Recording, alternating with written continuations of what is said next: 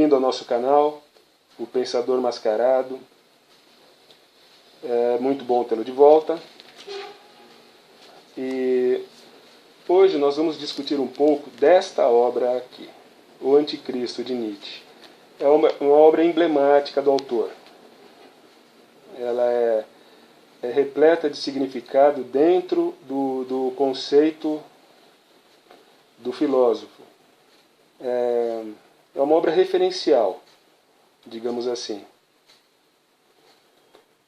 Ela é uma espécie de marco, é uma espécie de pilar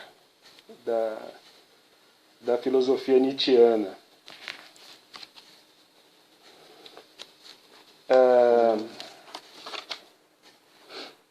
O livro ele é dividido no que eu chamo de partes. Não seriam exatamente capítulos que ele tem. Vamos chamar de partes aqui, tá? Nesse nosso diálogo. E são 62 partes e mais um, que é muito curioso, diga-se de passagem. Então ele vem aqui, ó, até a parte 62, né? Eu faço algumas anotações. E depois disso, ao final, lei contra o cristianismo. Então vamos começar pelo final. Lei contra o cristianismo. Com uma degustação para o livro. Publicada no dia da salvação, primeiro dia do ano 1, aí entre parênteses, 30 de setembro de 1888 do falso calendário. Guerra de morte contra o vício. O vício é o cristianismo. Artigo 1º. É viciosa qualquer espécie de antinatureza. A mais viciosa espécie de homens é o padre. Ele ensina a antinatureza. Contra o padre não há razões, há a cadeia. Artigo 2º. Toda participação a um serviço religioso é um atentado contra a moralidade pública. Deve-se ser mais duro com os protestantes do que com os católicos. Mas duro contra os protestantes liberais, mais duro contra os protestantes liberais do que contra os protestantes ortodoxos. O caráter criminoso pelo fato de pertencer ao cristianismo se agrava à medida que se aproxima da ciência. O criminoso entre os criminosos é, por conseguinte, o filósofo. Artigo 4º. A pregação da castidade é uma incitação pública à antinatureza. Todo desprezo à vida sexual, toda imundície dessa vida pela noção de impureza é o verdadeiro pecado contra o Espírito Santo da vida. Artigo 5º.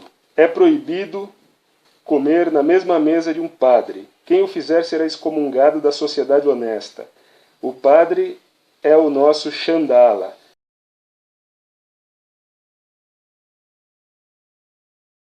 Ele será proscrito, deve ser deixado morrer de fome, deve ser expedido para qualquer espécie de deserto.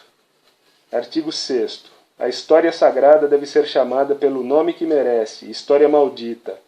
As palavras Deus, Salvador, Redentor, Santo serão usadas como insultos, como marcas infamantes dos criminosos.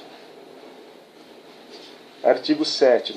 O resto nasce a partir daqui. O Anticristo. Pois bem,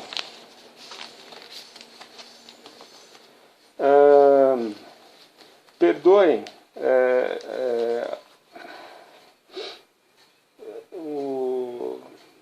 na leitura da letra do livro, há algumas falhas de impressão e algumas falhas deste agente aqui, ok?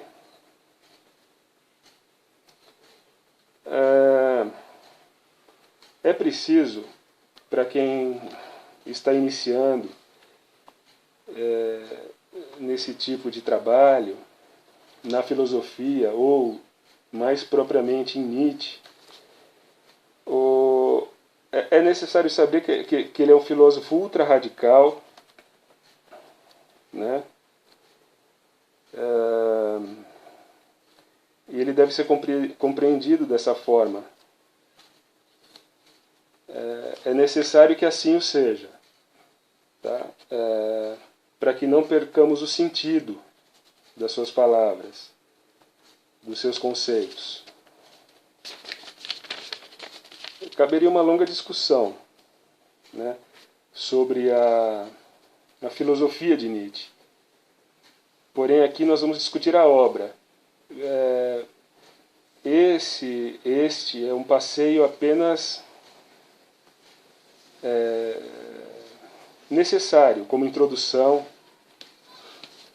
porque, como eu já frisei, a discussão dessas obras aqui, qual o objetivo disso? Que se conheça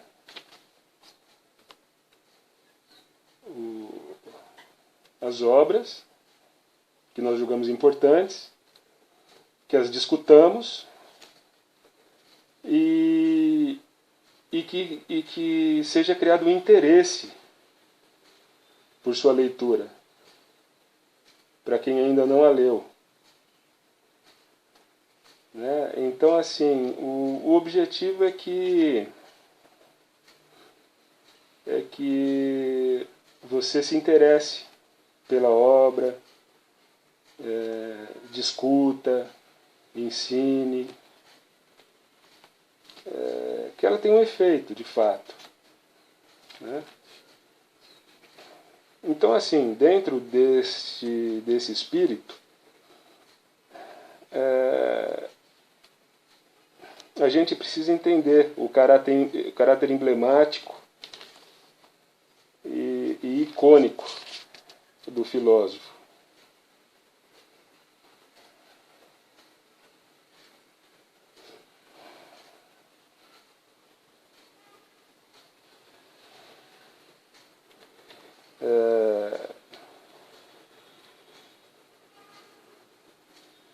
Para os padrões morais vigentes, ela chega a ser utópica e é construída com um profundo conhecimento,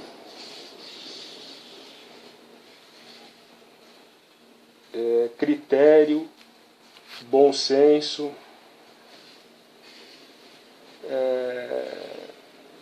é algo muito bem acabado.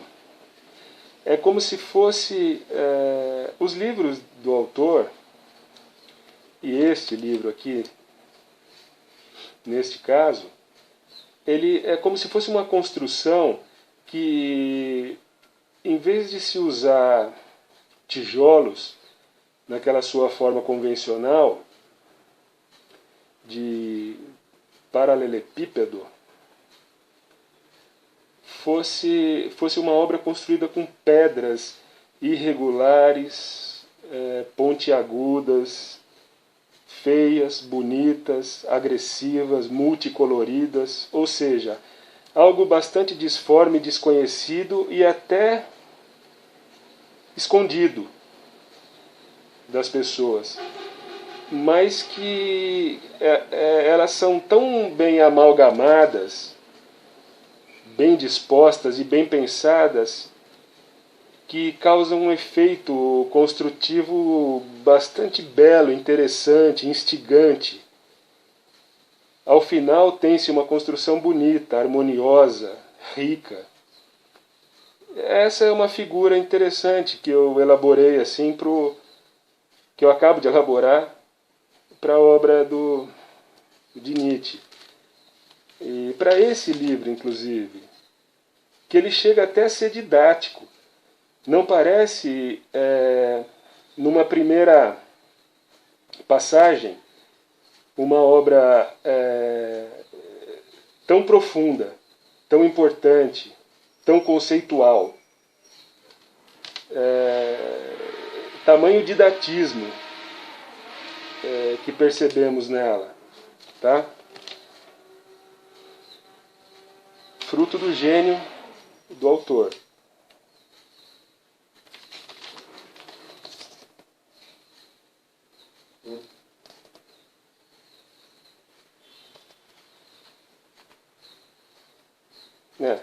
Eu havia notado.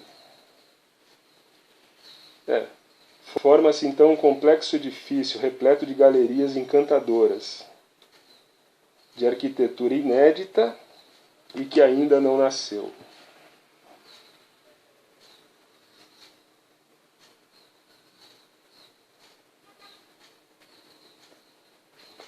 Se há uma convergência entre a obra de Nietzsche e nosso momento atual, diria que hoje há uma certa maturidade para se tratar isso, é fato. Eu acho que neste momento em que vivemos já há uma nascente maturidade para a gente tratar desse tipo de assunto. O que não seria há algum tempo.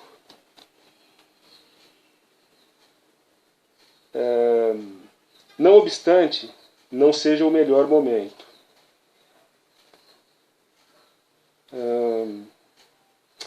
O autor nos leva corajosamente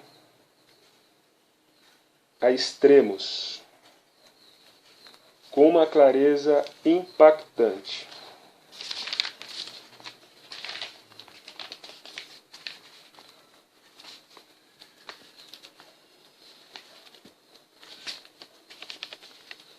O anticristo,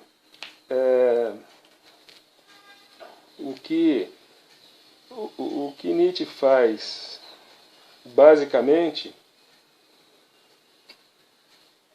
é marcar a sua posição absolutamente e radicalmente contrária ao cristianismo. E não é a religião ou a Deus. É precisamente contra o cristianismo que ele se coloca. Ele se coloca em toda a sua obra. Nas entrelinhas ele diz isso. Ele diz de forma tácita ou de forma clara, de forma explícita, melhor dizendo, né? A sua filosofia é contrária à moralidade cristã, ao pensamento cristão, né? Mas no anticristo ele como que cria uma lei, ele cria um estatuto contrário ao cristianismo. E em que pese a sua raiva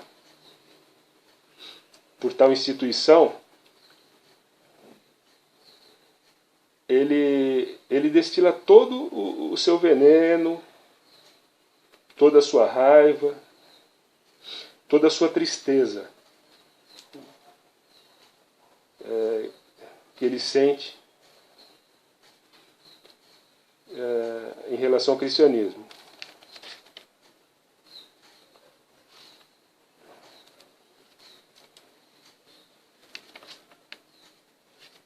Ele faz algumas indagações na apresentação do livro. Quem destruiu o Império Romano? O cristianismo.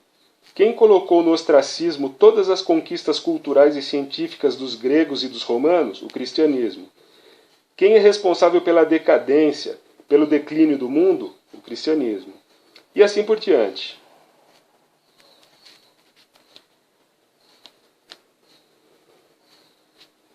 No decorrer do livro, nós vamos ver, ele ataca ponto a ponto o cristianismo. Nós não vamos ler todas as passagens, embora nós o façamos em muitas delas,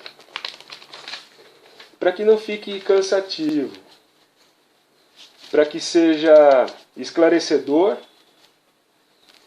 educativo e mais para que você leia, você mesmo leia a obra e reflita. com essa maravilhosa máquina, né? Sua cabeça.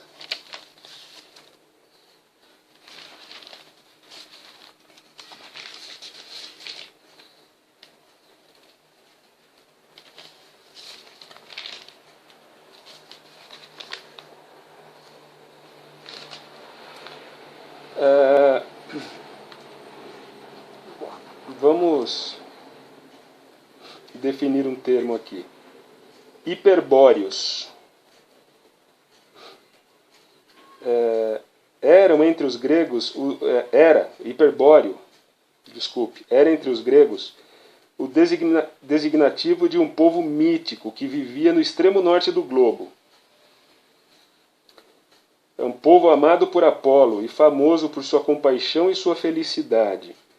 Os hiperbóreos viviam despreocupados e felizes, e viviam mais que os homens de outros povos. Sua região só podia ser atingida com a ajuda dos deuses.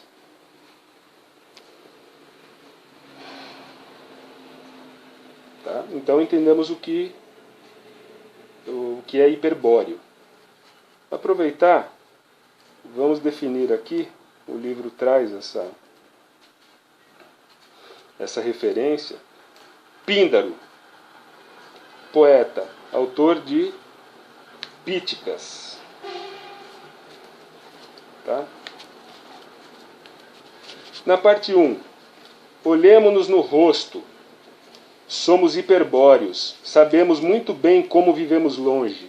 Nem por terra, nem por mar encontrarás o caminho que te leve aos hiperbóreos.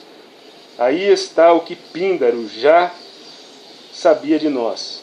Além do norte, do gelo, da morte, nossa vida, nossa felicidade. Descobrimos a felicidade, conhecemos o caminho, encontramos a via para sair de milênios inteiros do labirinto. Quem o descobriu além de nós? O homem moderno, talvez? Não sei mais para quem me voltar. Sou tudo aquilo que não sabe mais para que se voltar. Suspira o homem moderno.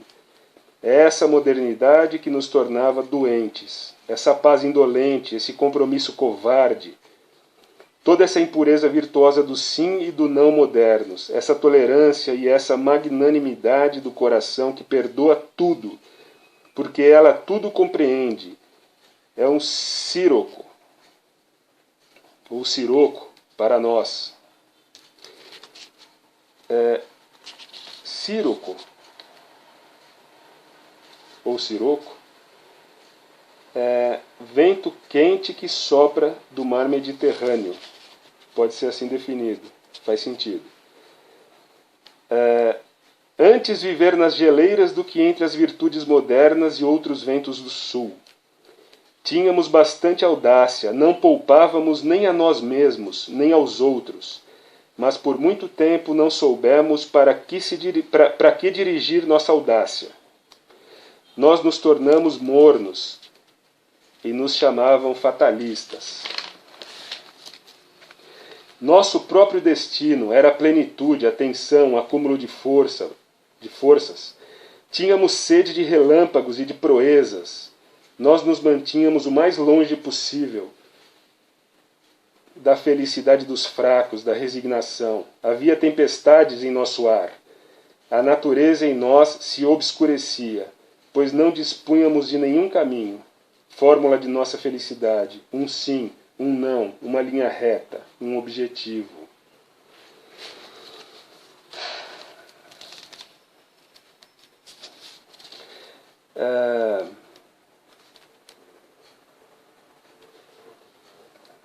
Na parte 2,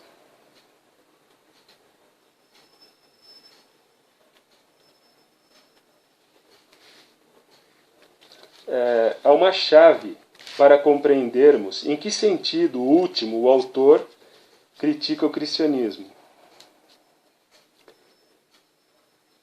Enquanto este fere a vontade de poder, ou sua famosa vontade de potência.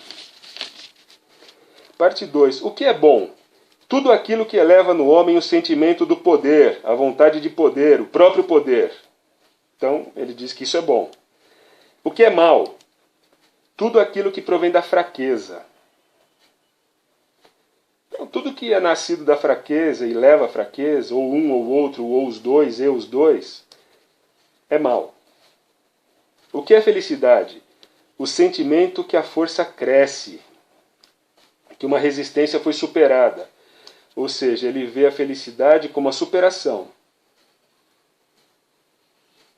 ou como a sublimação.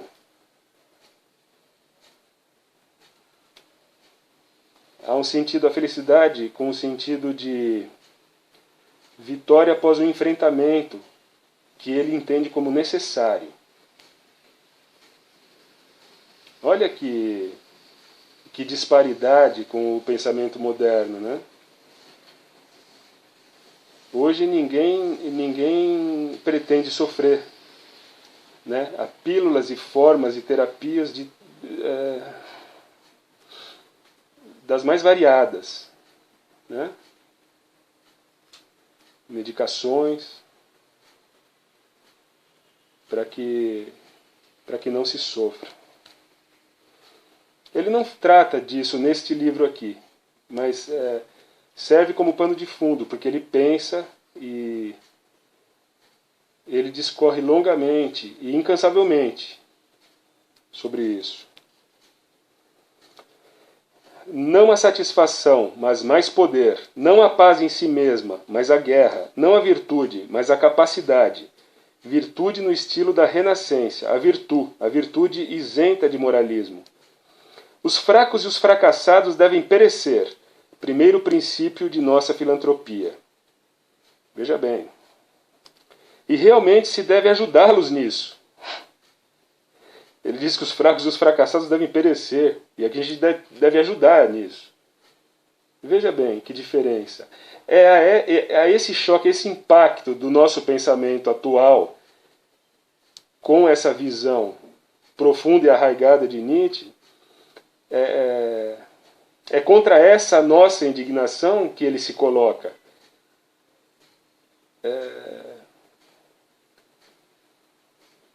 Há mais de um século, ele como se houvesse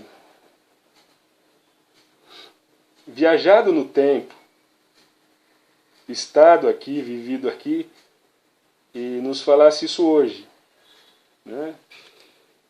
É muito interessante. O que é mais nocivo que um vício qualquer? A compaixão em ato para todos os fracassados e os fracos. O cristianismo. Daqui a pouco a gente vai falar um pouco mais sobre isso aqui. Na parte 3, o problema que apresento assim não é o de saber o que deve substituir a humanidade na escala dos seres. O homem é um fim.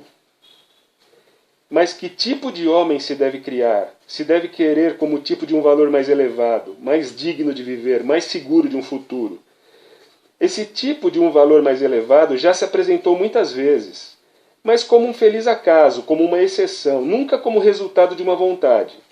Pelo contrário, é ele que justamente foi o mais temido, era até aqui quase a coisa mais temida em si. E esse temor fez com que, se quisesse, se desejasse, se obtivesse o tipo contrário. O animal doméstico, o animal de rebanho, o homem animal doente, o cristão. Uma parte da parte 4. A humanidade não representa em absoluto uma evolução em direção ao melhor, ao mais forte, ao mais elevado no sentido como se acredita hoje. O progresso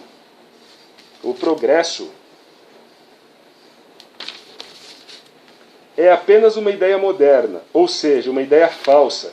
O europeu de hoje, em valor, fica muito abaixo do europeu da Renascença. O prosseguimento da evolução não implica em absoluto, como consequência de alguma forma inevitável, a elevação, o acréscimo, o aumento da força.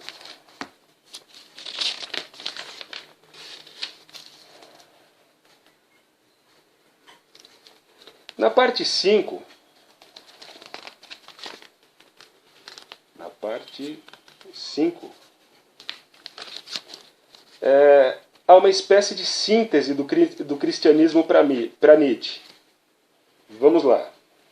Não se deve embelezar nem enfeitar o cristianismo. Ele travou uma guerra de morte contra esse tipo superior de homem. Excomungou todos os instintos fundamentais desse tipo. Tomou todos esses instintos para fazer deles um concentrado do mal. O mal. O homem forte como o tipo do réprobo, do homem depravado.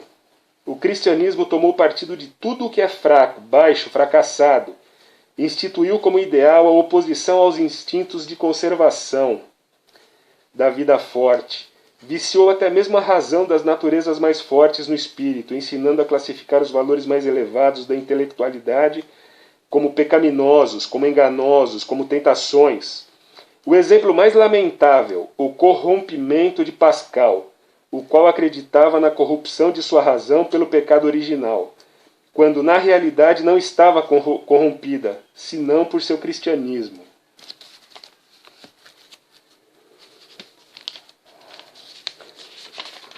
Aqui na parte 6, pegando um trecho dela, nessa mesma linha, denomina o corrompido um animal, uma espécie, um indivíduo, quando perde seus instintos, quando escolhe, quando prefere o que lhe é prejudicial. Uma história dos sentimentos elevados, dos ideais da humanidade, e é possível que tenha de contá-la, seria quase ao mesmo tempo uma explicação do porquê de semelhante corrupção do homem. A própria vida é para mim instinto de crescimento, de duração, de acumulação de forças, de potência. Sempre que faltar a vontade de potência, há declínio. O que afirmo é que essa vontade faz falta em todos os valores supremos da humanidade, que os valores de declínio, os valores nihilistas, reinam sob os mais sagrados nomes.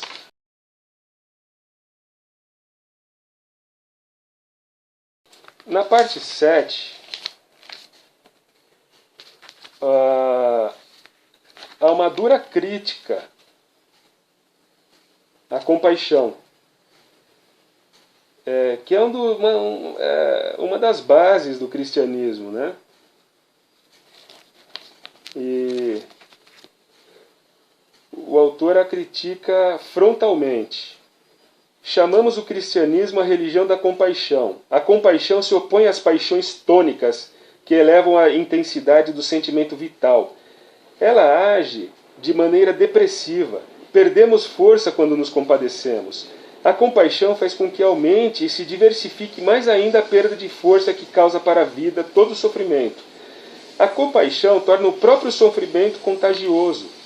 Há circunstâncias em que leva a uma perda geral de vida e de energia vital que é totalmente desproporcional com sua causa. Veja bem, entre parênteses, esse é o caso da morte do Nazareno. Ele entende que a compaixão é tão forte, tão nociva, que o seu efeito extrapola a própria, o próprio móvel da sua existência. Ele simboliza isso com a morte do Nazareno, como ele diz aqui, a morte de Cristo, né?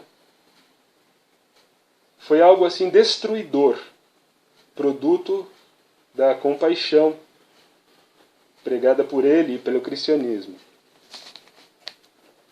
Esse é o primeiro aspecto da coisa, mas há um segundo, ainda mais importante. Supondo que se meça a compaixão com o valor das reações que ela costuma suscitar, sua característica de perigo para a vida se manifesta muito mais cruelmente ainda. A compaixão barra em seu conjunto a lei da evolução, que é a lei da seleção. Então ele traz à tona aqui, ele fala sobre seleção. Uma espécie, uma forma de seleção natural, humana, não biológica.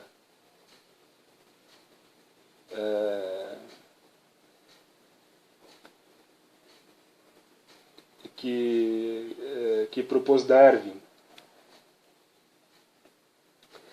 Guarda o que está maduro para o perecimento. luta em favor dos deserdados e dos condenados da vida, confere à própria vida um aspecto mais sinistro e mais duvidoso pela massa dos fracassos de todos os que ela mantém. Houve a ousadia de denominar a compaixão uma virtude. Entre parênteses. Em toda moral nobre, ela é vista como uma fraqueza. Fecha parênteses. Ousando ainda mais, dela se fez a virtude, o fundamento e a origem de todas as virtudes. Do único ponto de vista. É verdade, coisa que deveria ser reservada ao espírito de uma filosofia que era nihilista, que se atribuía como palavra de ordem, a negação da vida. Nisso, Schopenhauer tinha razão em seu sentido. A compaixão faz negar a vida, a torna mais digna de ser negada. A compaixão é a prática do niilismo. Mais uma vez, esse instinto depressivo e contagioso barra os instintos que visam a conservação e a valorização da vida. É, tanto como multiplicador da miséria, como conservador de toda miséria, um instrumento capital de crescimento da decadência. A compaixão converte ao nada. Não se diz nada. Em lugar disso se diz no além, ou Deus, ou a verdadeira vida, ou o nirvana, a redenção, a beatitude. Essa retórica inofensiva do reino da idiosincrasia religiosa e moral se mostra muito menos inofensiva quando se percebe que tendência, na ocasião, se oculta sob o manto das palavras sublimes. A tendência hostil à vida. Schopenhauer era hostil à vida. É por isso que a compaixão se tornou a seus olhos uma virtude. Aristóteles, como é sabido, via na compaixão um estado doentio e perigoso, cujo remédio, segundo ele, era um purgativo ocasional. Considerava a tragédia como um purgativo. O instinto da vida deveria levar, de fato, a procurar um meio de refrear semelhante acumulação doentia e perigosa, como a representa o caso de Schopenhauer. E, infelizmente, também toda a nossa decadência literária e artística de São Petersburgo a Paris, de Tolstói a Wagner. Com um belo golpe de cabresto, para que ela morra, nada é mais insalubre, no meio de nossa insalubre modernidade, que a compaixão cristã. Aqui é o caso de médico, aqui é o caso de ser implacável, aqui é o caso de aplicar o bisturi. Isso compete a nós, é nossa espécie de filantropia, é nisso que nós somos filósofos. Nós, hiperbóreos.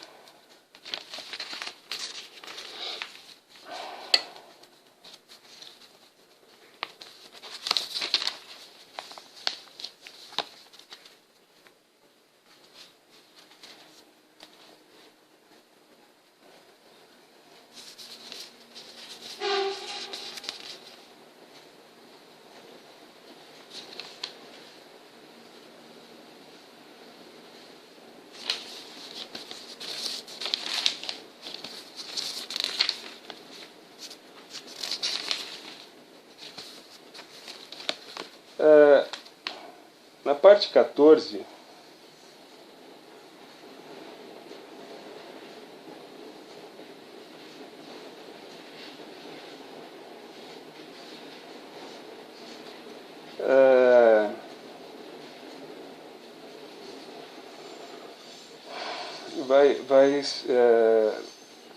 na parte 14 será dito, em termos gerais, no que o homem foi circunscrito e o que tem sido feito com sua vontade desde então. Vamos lá. Nós desaprendemos algo, nós nos tornamos em todos os pontos mais modestos. Não fazemos mais o homem descender do espírito, da divindade, nós o recolocamos entre os animais. Ele nos parece o animal mais forte porque é o mais astuto.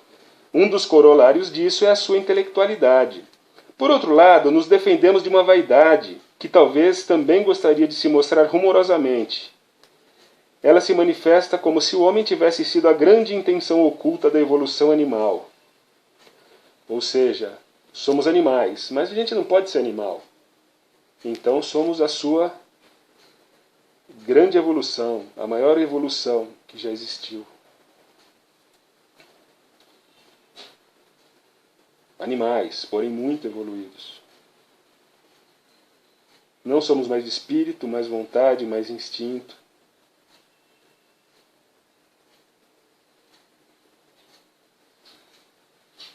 Entendeu? A gente não pode se descolar para algo muito maior e, ao mesmo tempo, a gente tem que ter o domínio sobre alguma coisa. Aqui colocado como os animaizinhos, nossos amigos, parentes próximos. Faz sentido e vai fazer mais sentido.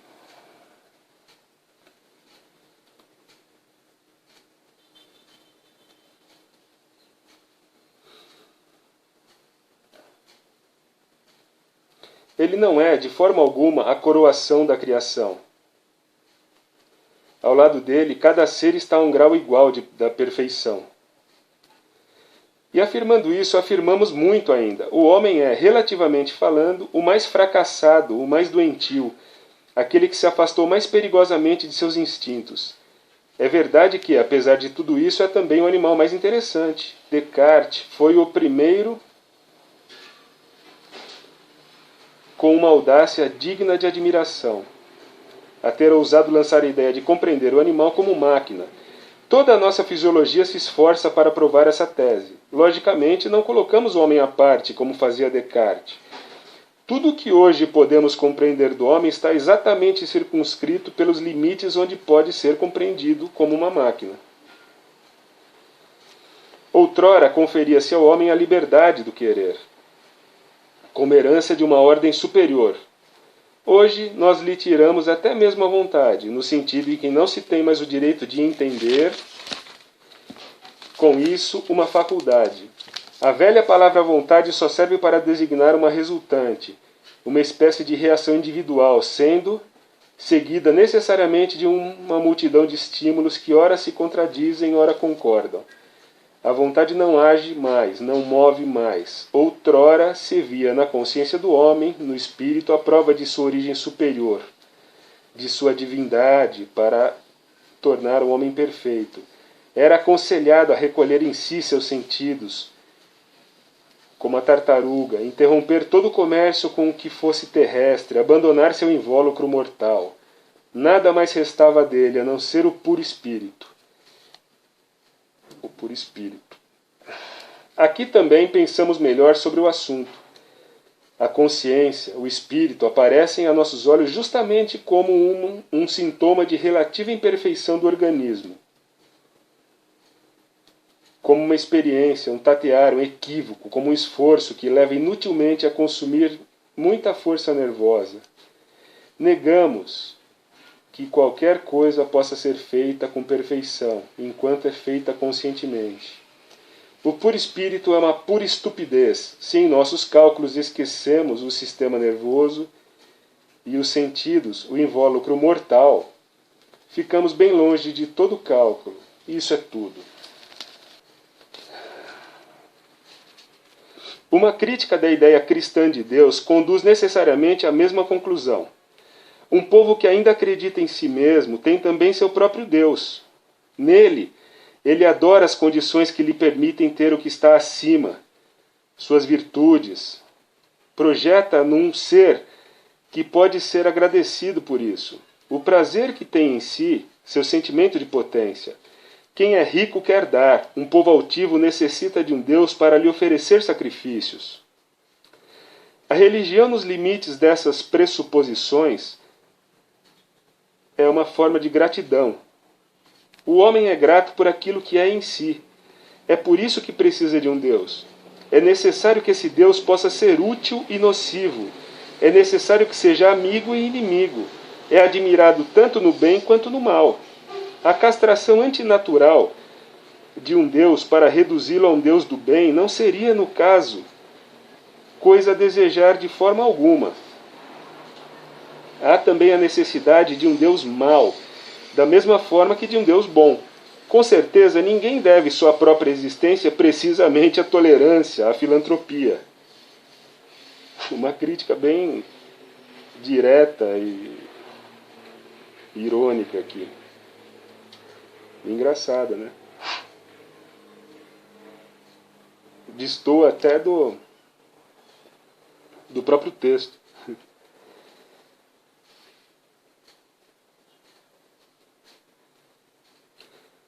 Com certeza ninguém deve sua própria existência precisamente à tolerância, à filantropia.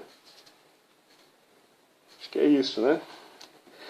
Que importaria um Deus que nos conhecesse a ira? Perdão. Que importaria um Deus que não conhecesse a ira, a vingança, a inveja, o desprezo, a astúcia, a violência? Ao qual, por exemplo, não fossem conhecidos os ardores encantadores da vitória e do extermínio? Não se compreenderia tal Deus. Por que então tê-lo? Para dizer a verdade, quando um povo perece, quando sente desaparecer definitivamente sua fé no futuro, sua esperança de liberdade, quando a submissão se opõe a ele como a primeira necessidade, sendo as virtudes do homem submisso condições de conservação, então é preciso que seu Deus mude também. Ele se torna então covarde, poltrão, recatado, aconselha a paz da alma, o abandono do ódio, a tolerância, o amor aos amigos e também aos inimigos. Moraliza constantemente, se introduz ao reparo de todas as virtudes privadas, se torna um Deus de todos. Se torna um simples cidadão privado, se torna um cosmopolita. Outrora ele representava um povo, a força de um povo, tudo que há de agressivo e de sequioso de poder na alma de um povo. Agora não é nada mais que o bom Deus. Na realidade não há alternativa para os deuses. Ou são a vontade de potência, e em todo esse tempo serão deuses de um povo, ou são, pelo contrário, a impotência defronte da potência. E então se tornam necessariamente bons.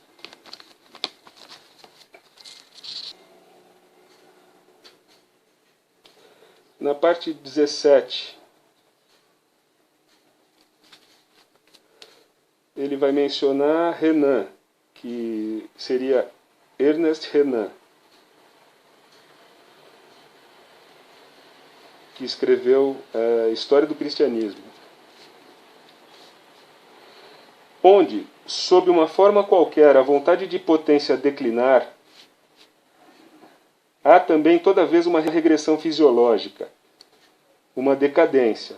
A divindade da decadência, circuncidada de suas virtudes e de seus impulsos mais viris, se torna doravante necessariamente o Deus dos regressivos fisiológicos, dos fracos. Evidentemente não são chamados os fracos, mas são chamados os bons. Compreende-se, sem que seja necessário qualquer outro sinal, em que momentos da história a ficção dualista de um Deus bom e de um Deus mau começa a se tornar possível, com a ajuda do mesmo instinto pelo qual os dominados reduzem seu Deus a um bem em si, eliminam as boas qualidades do Deus e de seus dominadores. Eles se vingam de seus senhores, demonizando o Deus deles.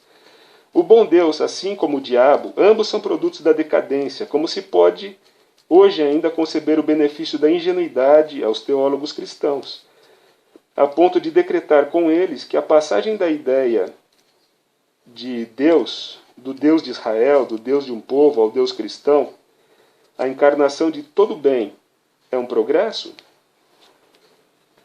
É, no entanto, o que fez Renan. Como se Renan pudesse reclamar para si a ingenuidade.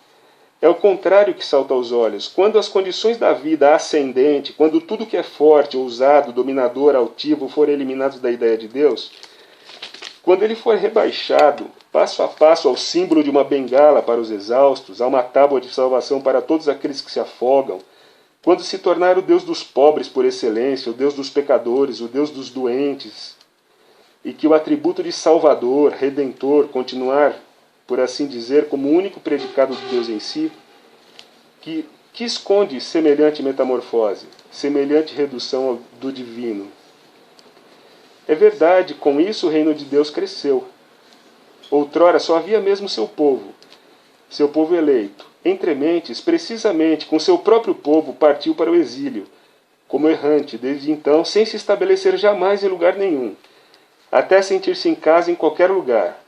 Esse grande cosmopolita, até se prevalecer da grande maioria e da metade da terra,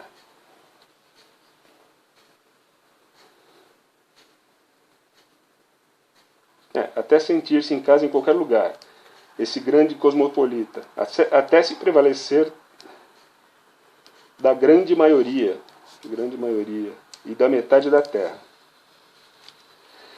Mas o Deus da grande maioria, o democrata entre os deuses, não se tornou, contudo, um orgulhoso Deus pagão. Ele continuou judeu.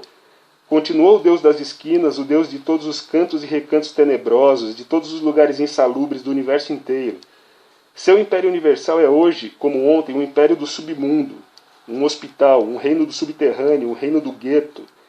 E ele, mesmo tão pálido, tão fraco, tão decadente, mesmo os mais pálidos entre os pálidos, os senhores metafísicos, os albinos do conceito, se tornaram senhores dele. Eles teceram em torno dele por tanto tempo sua teia de aranha que, hipnotizado por seus movimentos, ele próprio se tornou aranha. Ele próprio se tornou metafísico. A partir de então, ele próprio teceu a teia de seu próprio universo, subespécie Spinozae. Essa é uma expressão latina que significa segundo modo de viver de Spinoza. A partir de então, se transfigurou numa coisa cada vez mais tênue e pálida. Ele se tornou ideal, espírito puro, absoluto, coisa em si. Declínio de um Deus. Deus se tornou coisa em si.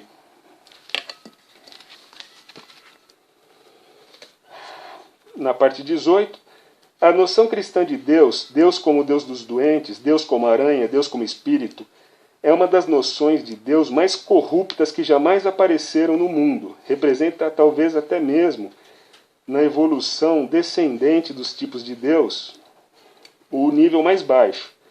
Deus degenerado como antítese da vida, em vez de ser sua transfiguração e seu sim eterno. Em Deus, a hostilidade declarada à vida, à natureza, ao querer viver. Deus fórmula de toda calúnia, do aquém, de toda mentira do além. Em Deus, o nada divinizado, a vontade do nada santificada.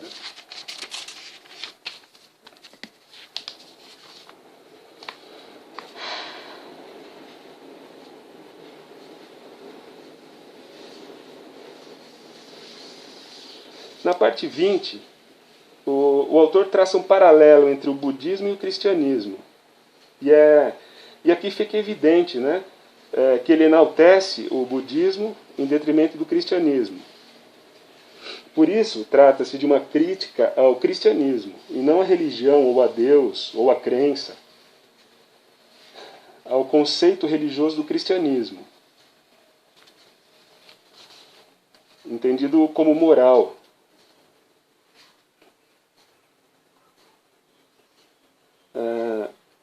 Com minha condenação do cristianismo, não gostaria de causar prejuízo a uma religião análoga, cujo número de fiéis é muito maior, o budismo. Ambos se identificam como religiões nihilistas, são religiões da decadência, mas se distinguem de uma forma notável. Sendo possível realmente compará-las. Bom, vamos lá.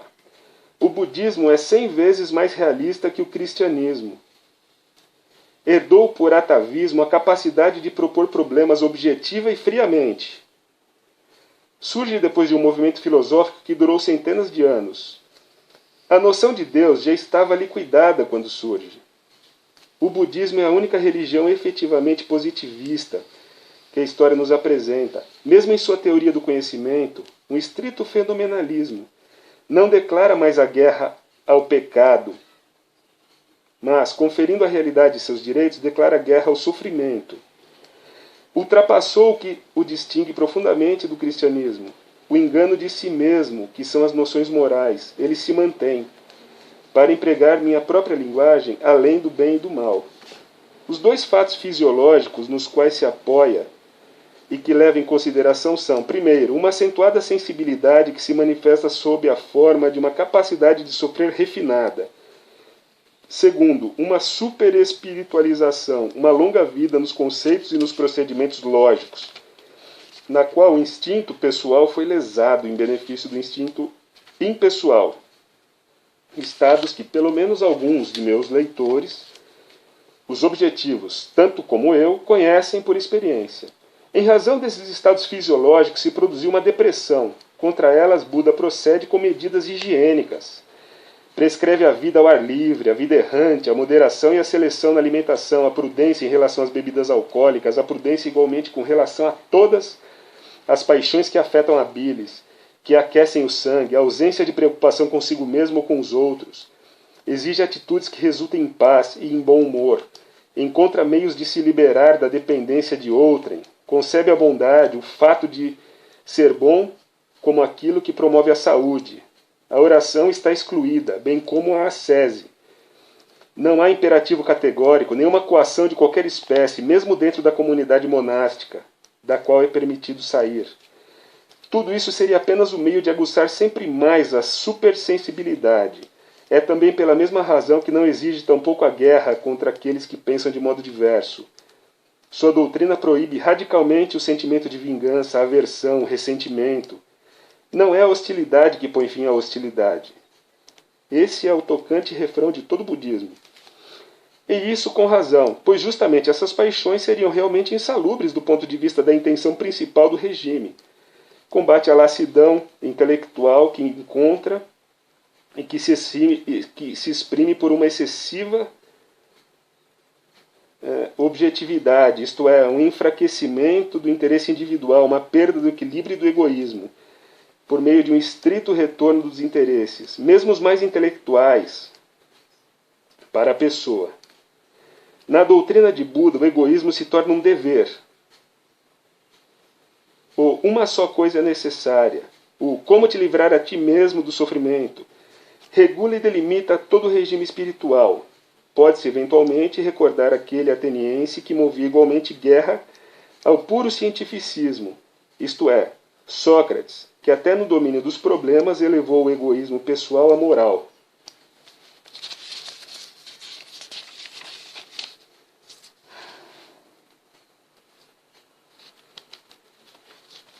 Falando um pouco da evolução do cristianismo na parte 22, o cristianismo, quando abandonou seu primeiro terreno, as classes mais baixas, o submundo, quando partiu em busca de poder entre os povos bárbaros, não tinha mais como condição homens fatigados, mas homens que interiormente haviam voltado ao estado selvagem e se dilaceravam. Homens fortes, mas frustrados. O descontentamento consigo mesmo, o sofrimento diante de si mesmo não é mais, aqui, como entre os budistas, uma acentuada sensibilidade, uma excessiva suscetibilidade à dor, mas, pelo contrário, uma excessiva ânsia para causar o mal, para descarregar sua atenção interior em ações e espetáculos odiosos. Ele está falando de uma transfiguração histórica do cristianismo, uma transição. Um novo momento em relação à sua origem. Isso nos parece bem claro aqui. Continuando. O cristianismo tinha necessidade de noções e de valores bárbaros para se tornar senhor dos bárbaros. Assim, do sacrifício dos primogênitos, do sangue bebido na ceia, do desprezo do intelecto e da cultura, a tortura sob todas as suas formas, física e moral, a pompa grandiosa do culto. O budismo é uma religião para homens que chegaram depois, para raças que se tornaram boas, amenas, superintelectualizadas, que demasiadamente fácil suportam a dor. A Europa ainda não está madura para ele. É uma maneira de levá-los à paz e ao bom humor, ao regime na ordem intelectual, a um certo endurecimento da ordem física. O cristianismo quer se tornar senhor de animais de rapina. Sua estratégia consiste em torná-los doentes. O enfraquecimento é a receita cristã para a domesticação, para civilizar. É muito interessante, na parte 24,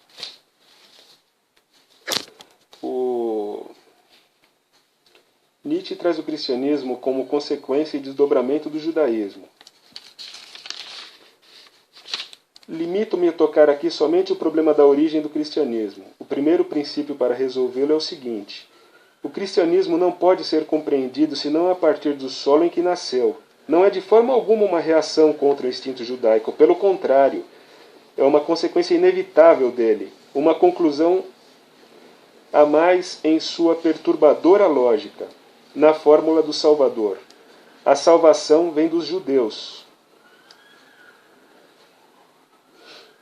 passagem do Evangelho de João, capítulo 4, versículo 22.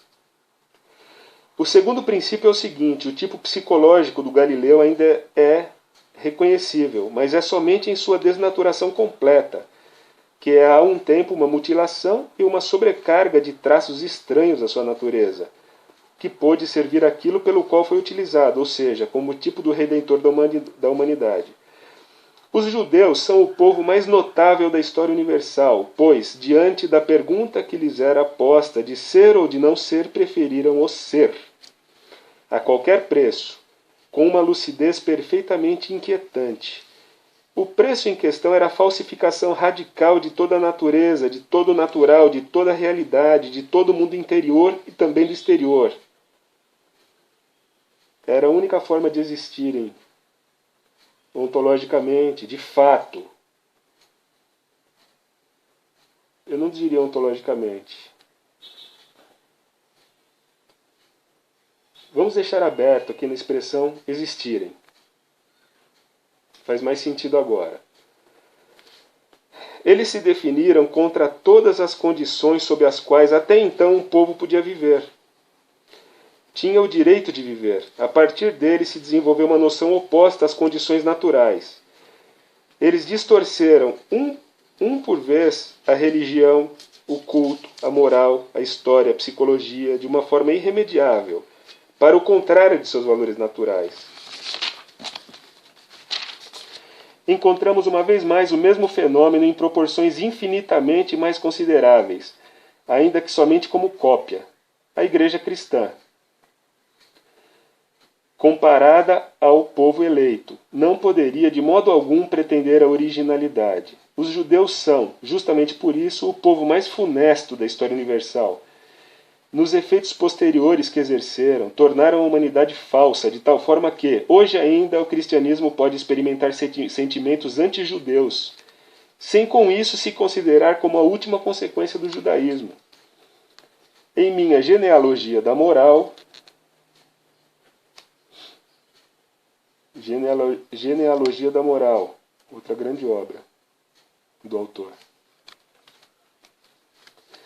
Apresentei pela primeira vez psicologicamente a noção antitética de uma moral nobre e de uma moral do ressentimento. A segunda sendo um mero produto da negação da primeira. Ora, nada mais é que a moral judaico-cristã. Para poder dizer não a tudo, o que representa na Terra o movimento ascendente da vida, o sucesso, a potência, a beleza, a autoafirmação, o instinto tornado gênio do ressentimento, devia então inventar outro mundo, a partir do qual toda afirmação da vida aparecesse. Como mal, condenável em si, considerado psicologicamente, o povo judeu é um povo que tem a força vital mais resistente. Tanto que, colocado em condições insustentáveis, livremente, movido pela mais profunda sabedoria de autoconservação, toma o partido de todos os instintos de decadência, não porque é dominado por eles, mas porque descobriu neles um poder, graças ao qual há como desafiar o mundo. Os judeus são o oposto de todos os decadentes. Simplesmente foram forçados a se mostrar como com esse disfarce e souberam se colocar com um gênio non plus ultra, que é uma expressão latina que significa não mais além, com um sentido de insuperável, de comediantes, à frente de todos os movimentos de decadência, como o cristianismo de Paulo, para tirar deles algo de mais forte que todo partido afirmador da vida. A decadência para a espécie de homem que aspira ao poder no judaísmo e no cristianismo, espécie sacerdotal, não é senão um meio. Essa espécie de homens tem um interesse vital para tornar a humanidade doente e para dispor as noções de bem e mal, verdadeiro e falso, num sentido perigoso para a vida e caluniador do mundo.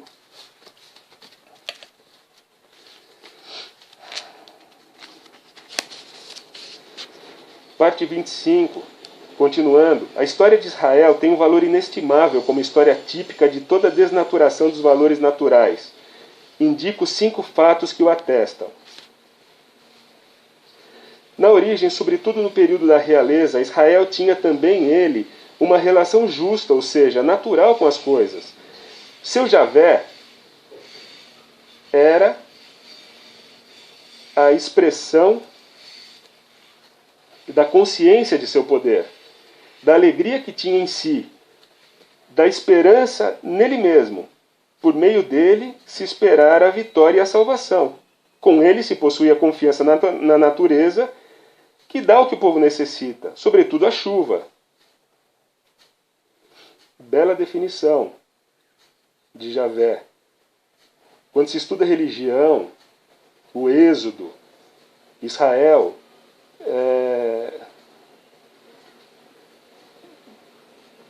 dificilmente se tem uma abordagem nesse nível do Deus primário de Israel, que é Javé. Necessário, importante, você não acha?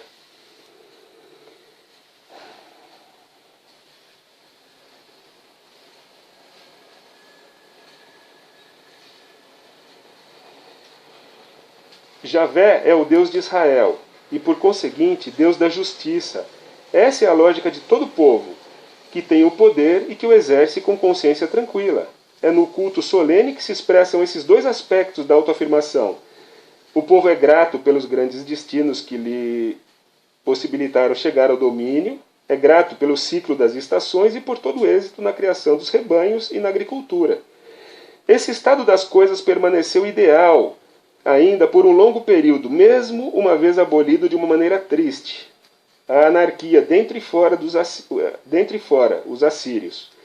Mas o povo mantinha como ideal sumamente desejável essa visão de um rei que fosse bom soldado e juiz severo. Visão conservada sobretudo por Isaías, esse profeta típico, isto é, crítico e satírico do momento. Entretanto, toda a esperança foi vã. O velho Deus não podia mais nada do que pudera em outros tempos. Deveria ter sido deixado sucumbir. Mas o que aconteceu? A noção que se possuía dele foi modificada. Sua noção foi desnaturada. Veja bem.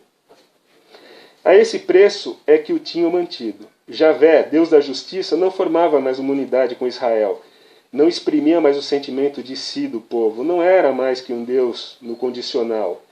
A noção de Deus se torna um instrumento nas mãos dos sacerdotes agitadores que doravante interpretam toda a felicidade como recompensa, toda a desgraça como castigo da desobediência a Deus, do pecado. Com essa forma mais fraudulenta de interpretar, no sentido de uma ordem moral do mundo, veja bem, seu Deus se modifica na medida em que se modifica também a realidade dos judeus. E essa falsificação de Deus é o que gera a falsificação religiosa, a grande mentira que o autor chama de cristianismo.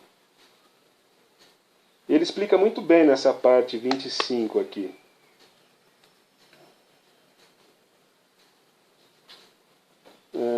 Onde eu parei? Bom, tudo bem, posso repetir. A noção de Deus se torna um instrumento nas mãos de sacerdotes agitadores que doravante interpretam toda a felicidade como recompensa, toda a desgraça como castigo da desobediência a Deus, do pecado. Com essa forma mais fraudulenta de interpretar no sentido de uma ordem moral do mundo, a noção natural de causa e efeito é uma vez por todas invertida de ponta cabeça. Uma vez que se eliminou do mundo, com a recompensa e com a punição, a causalidade natural, torna-se necessária uma causalidade antinatural. 29. Seria assim...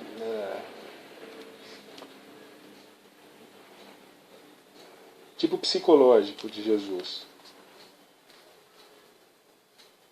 O que me importa é o tipo psicológico do Salvador. Esse tipo poderia muito bem se encontrar nos Evangelhos, a despeito dos Evangelhos, embora mutilado ou sobrecarregado de traços estranhos, da mesma forma que aquele de Francisco de Assis, é conservado em suas lendas a despeito de suas lendas. A questão não é em absoluto a verdade sobre o que ele fez, sobre o que disse, sobre como efetivamente morreu, mas a questão de saber se é possível ainda, de alguma maneira, representar seu tipo, se foi transmitido pela tradição. As tentativas que conheço para decifrar nos evangelhos até a história de uma alma me parecem ser a prova de uma execrável leviandade psicológica. O Sr. Renan, esse arrivista em psicologices, em questões psicológicas, fez intervir para explicar a seu modo o tipo de Jesus, as duas noções mais inadequadas que se possa encontrar a esse efeito, a noção de gênio e aquela de herói. Ora, se há alguma coisa de estranho ao Evangelho, é certamente a noção de herói. É justamente o contrário de toda a luta, de todo o sentimento combatente que aqui se tornou instinto. A incapacidade em resistir se tornou aqui moral. Não resistas ao mal, a expressão mais profunda dos evangelhos, sua chave em certo sentido. A beatitude na paz, na bondade, na incapacidade de ser inimigo, que significa boa nova. A verdadeira vida, a vida eterna foi encontrada, não foi prometida, está aqui, está em você, como vida no amor sem reserva, nem exclusão, sem distância. Todos são filhos de Deus. Jesus não reivindica nada somente para si. Todos, como filhos de Deus, são iguais a todos. Imagine fazer de Jesus um herói, e que mal entendido, portanto, nessa palavra gênio. Toda a nossa noção de espírito, segundo nossa cultura, não tem no universo em que Jesus vive absolutamente qualquer sentido. Falando com o rigor de um fisiologista, uma totalmente diferente deveria ser usada aqui. Conhecemos um estado de excitação mórbida do tocar que faz com que se tenha repugnância em tocar, em apanhar um objeto sólido, que se traduza semelhante a hábito fisiológico em sua última lógica, em ódio instintivo contra toda a realidade, como fogo no inatingível, no inconcebível, em aversão por toda a fórmula, por toda a noção de tempo e de espaço, por tudo que é sólido. Costume, instituição, igreja, na sensação de estar em casa num mundo em que não se prioriza nenhuma espécie de realidade, num mundo que é exclusivamente interior, num verdadeiro mundo, no mundo eterno. O reino de Deus está em vocês.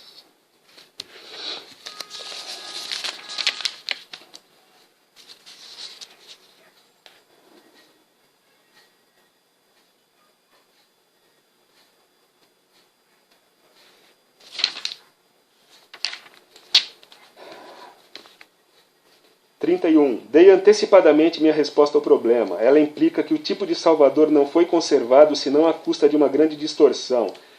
Essa distorção é muito provável. Tal tipo não poderia, por várias razões, permanecer puro, inteiro, isento de acréscimos. O meio em que se movia essa estranha figura deve ter deixado seus vestígios e, mais ainda, a história, a sorte da comunidade cristã primitiva.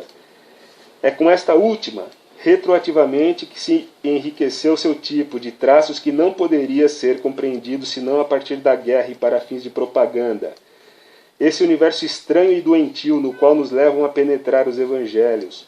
Mundo que se diria tirado de um romance russo, no qual a escória da sociedade, as doenças nervosas e a idiotice pueril parecem se reunir. Não pode, em todo caso, não ter deformado grosseiramente esse tipo. Os primeiros discípulos, em particular, traduziram em seu simplismo um ser flutuando inteiramente em símbolos e em coisas inatingíveis, para dele compreender tão pouco assim. Na visão deles, o tipo apenas existiu após ter sido reformulado em moldes mais conhecidos. O profeta, o Messias, o futuro juiz, o mestre de moral, o taumaturgo João Batista.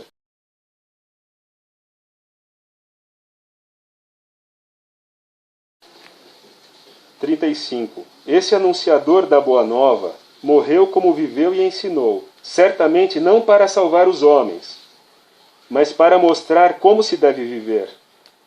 É a prática que ele legou à humanidade, sua atitude diante dos juízes, diante dos esbirros, diante dos acusadores, das calúnias e sarcasmos de todo tipo. Sua atitude na cruz. Não resiste, não defende seus direitos, não faz nenhum esforço para desviar dele o extremo. Mais ainda, ele o provoca. E suplica, sofre, ama com naqueles que o maltratam. Não se defender, não se encolerizar, não culpar. mas igualmente não resistir ao mal, amá-lo.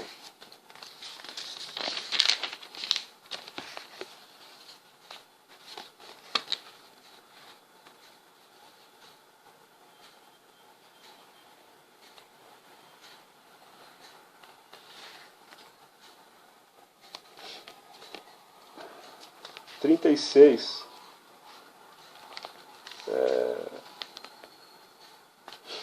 É um trecho até histriônico, né, do livro. Engraçado até. Nós somos os primeiros, nós, espíritos livres, a estar à altura de compreender uma coisa que 19 séculos compreenderam mal.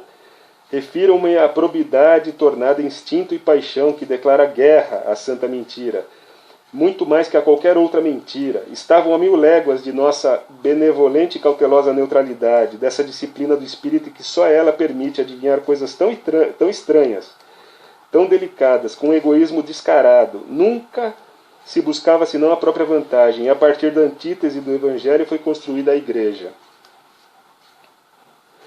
A quem procurasse sinais mostrando que, por trás de um grande espetáculo do mundo, é uma divindade irônica que trama tudo, o estupendo ponto de interrogação chamado cristianismo ofereceria uma considerável prova a respeito. Que a humanidade se tenha ajoelhado diante da antítese do que era a origem, o sentido, o direito do Evangelho, que na noção da Igreja ela tenha declarado santo precisamente o que o anunciador da Boa Nova considerava como abaixo dele, como atrás dele. Em vão se procura forma mais grandiosa de ironia da história do mundo. 43. Quando se desloca o centro de gravidade da vida não para a vida, mas para o além, no nada, então se tirou da vida todo o centro que tiver. A grande mentira da imortalidade pessoal destrói toda a razão, toda a natureza do instinto. Tudo o que nos instintos é benfazejo, favorece a vida, garante o futuro, doravante suscita a desconfiança. Viver de tal maneira que viver não tenha mais sentido. Aí está o que doravante se torna o sentido da vida. Para que a solidariedade social, para que a gratidão para com as origens e os ancestrais, para que trabalhar em comum, confiar, perseguir um bem comum e visá-lo? Outras tantas tentações, outros tantos desvios do bom caminho, uma só coisa é necessária: que cada um, enquanto alma imortal, tenha tanto valor como qualquer outro que, no conjunto de todos os seres, a salvação de cada indivíduo possa significar uma importância para a eternidade. Que beatos insignificantes e desequilibrados possam imaginar que as leis da natureza são constantemente transgredidas em seu favor. 48. Será que alguém compreendeu realmente a célebre história que se encontra no início da Bíblia? Aquela do pavor mortal que Deus tem pela ciência? Ninguém a compreendeu.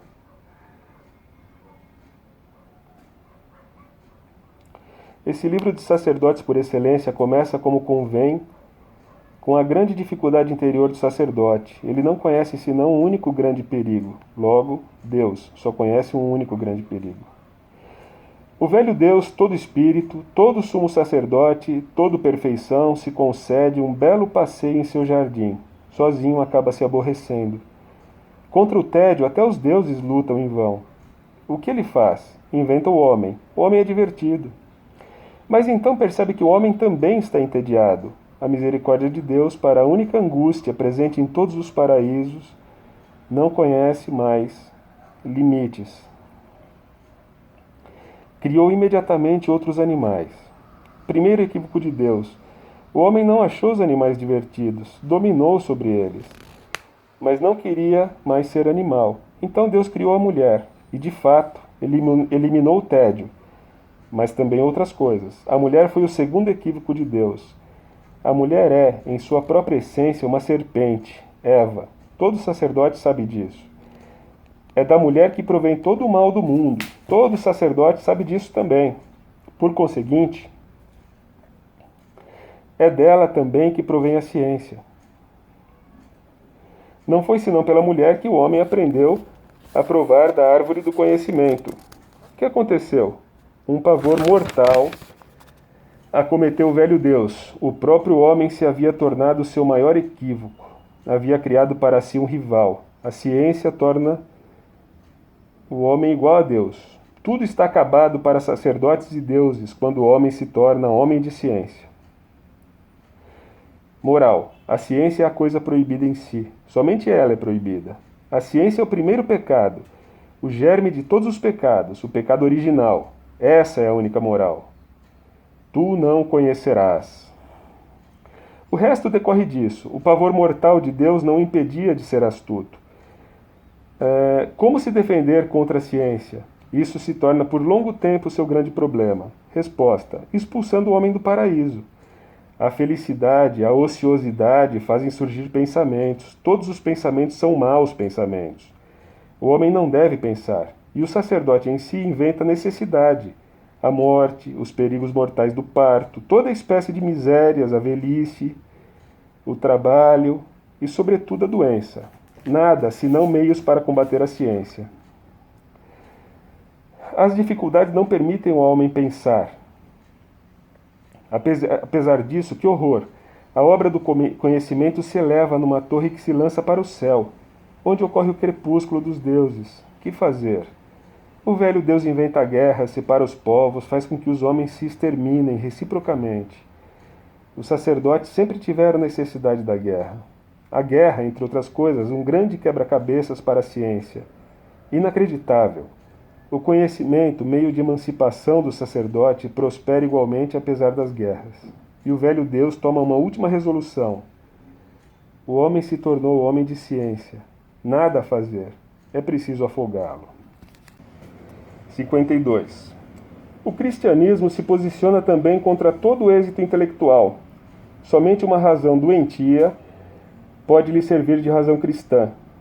Toma o partido de tudo que é idiota. Lança seu anátema contra o espírito, contra a soberba do espírito sadio, uma vez que a doença faz parte da essência do cristianismo. Segue-se, igualmente, que o estado tipicamente cristão, a fé, seja uma forma de doença.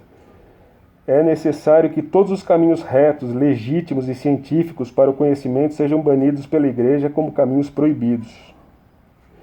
A própria dúvida já é um pecado. No capítulo 58, na parte 58, aliás, ele discorre sobre a civilização romana, dentro desse conceito do cristianismo. Muito interessante. De fato, tudo pende da finalidade pela qual se mente, se é para preservar ou para destruir. Há uma perfeita consonância entre o cristão e o anarquista. Seus objetivos, seu instinto são direcionados somente para a destruição. A prova dessa afirmação pode ser encontrada na história. Ela aparece com uma nitidez espantosa. Acabamos de analisar uma legislação religiosa cujo objetivo era perenizar uma grande organização da sociedade, condição suprema para que a vida se expanda. O cristianismo se conferiu a si mesmo como missão, por fim, exatamente a semelhante organização, porque nela a vida se expandia. No primeiro caso, o produto da razão acumulado durante longos anos de experiência e de incerteza devia ser investido nas necessidades a extremo longo prazo, e o resultado obtido devia ser o maior, o mais abundante e o mais completo possível. No segundo, pelo contrário, a colheita foi envenenada durante a noite. Aquilo que se erigia aere perennius, expressão latina que significa mais duradouro que o bronze, extraída de uma obra do poeta Horácio, o Império Romano, a mais grandiosa forma de organização sob condições adversas que até agora não foi alcançada, e em comparação com a qual tudo o que precede e tudo o que se segue não passa de um esboço incompleto, grosseria, diletantismo. Esses santos anarquistas se fizeram um dever de devoção destruir o mundo, isto é, o Império Romano, até que não sobrasse dele pedra sobre pedra, até que os povos germânicos e outros rústicos tivessem podido apoderar-se dele. O cristão e o anarquista, ambos decadentes, ambos incapazes de agir de outra forma, a não ser dissolvendo, envenenando, degenerando, sugando sangue, ambos com instinto de ódio mortal contra tudo que fica em pé, que se ergue em sua grandeza, tudo que é duradouro, tudo que promete futuro à vida. O cristianismo foi o vampiro do Império Romano, destruiu numa noite a imensa obra dos romanos, a conquista de um território para fundar uma grande civilização que tem o tempo diante de si. Será que isso não foi compreendido ainda? O Império Romano que conhecemos, que a história da província romana nos ensina a conhecer cada vez melhor, essa obra-prima admirável, de grande estilo, era apenas um começo. Sua construção estava calculada para provar seu valor ao longo de milhares de anos. Até hoje, nada foi construído de similar. Até mesmo nunca se sonhou em construir, em semelhante escala, subespécie a Aeterni. Expressão latina que significa sob o aspecto do eterno, do ponto de vista da eternidade. Essa organização era bastante forte para suportar maus imperadores. O acaso da personalidade não pode fazer nada em tais coisas. Primeiro princípio de toda grande arquitetura. Mas não era forte o suficiente para resistir contra a mais corrupta das corrupções, contra o cristão, esse verme clandestino que se insinuava furtivamente na noite, na névoa e no equívoco duvidoso até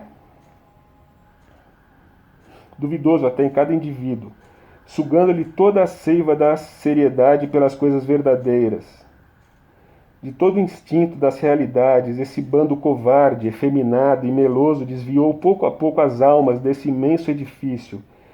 Essas naturezas preciosas de uma nobreza viril que tomavam a causa de Roma como sua própria causa, sua própria seriedade, seu próprio orgulho. 62. Aqui é uma conclusão do autor. Com isto concluo e pronuncio meu veredito. Eu condeno o cristianismo, levanto contra a igreja cristã a mais terrível das acusações que um acusador jamais tenha pronunciado. Para mim, ela é a maior das corrupções concebíveis. Teve a vontade da última corrupção ainda possível. A igreja cristã não poupou nada em sua corrupção. De todo valor fez um não-valor, de toda verdade uma mentira, de toda integridade uma vilania da alma. Que se atrevam ainda a me falar de seus benefícios humanitários.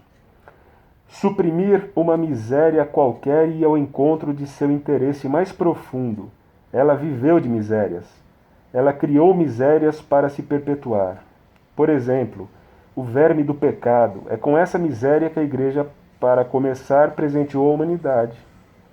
A igualdade das almas perante Deus, essa hipocrisia, esse pretexto para o rancor de todas as almas vis, essa noção explosiva que terminou por se converter em revolução, em ideia moderna e princípio de decadência de toda a ordem social, é dinamite cristã.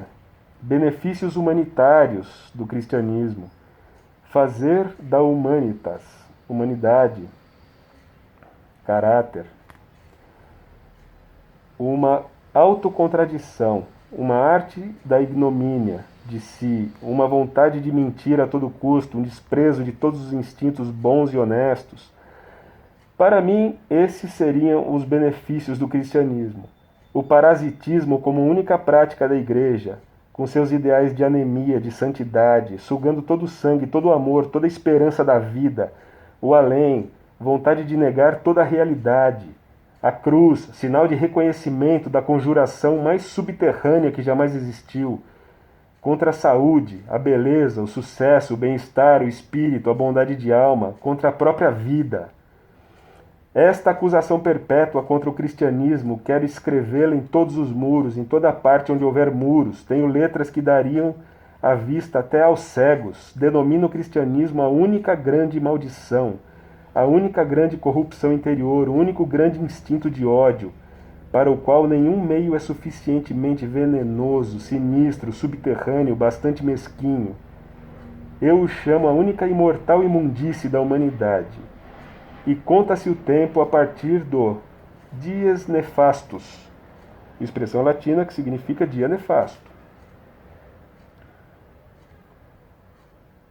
em que essa fatalidade começou, a partir do primeiro dia do cristianismo. Por que não contá-lo a partir de seu último dia, a partir de hoje? Transmutação de todos os valores.